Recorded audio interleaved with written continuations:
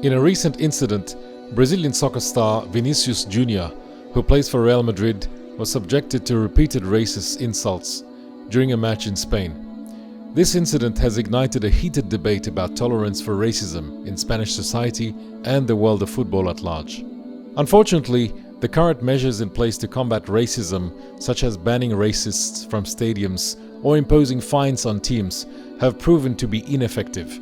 These punitive measures do not address the root cause of the problem, which is the mindset and attitude of individuals. A better and long-term solution will be to win the hearts and minds of people, and once again, Islam has the solution to this problem. Islam offers a profound and effective solution to racism. The Islamic faith emphasizes the equality of all humans, regardless of their race, color, or nationality.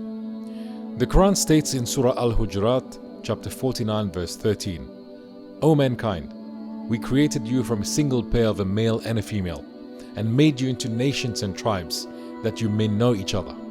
Verily, the most honored of you in the sight of Allah is the most righteous of you, and Allah has full knowledge and is well acquainted with all things." This verse clearly indicates that all humans are equal in the sight of God, and the only thing that distinguishes one person from another is their righteousness and good deeds. This principle was also emphasized by the Prophet Muhammad, peace be upon him, in his last sermon, where he stated, "All mankind is from Adam and Eve. An Arab has no superiority over a non-Arab, nor a non-Arab has any superiority over an Arab.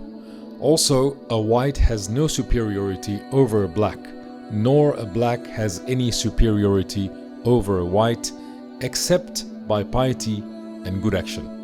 By promoting this message of equality and brotherhood, Islam will provide a powerful antidote to racism. It encourages individuals to change their attitudes and behaviors, which is the key to eradicating racism from society.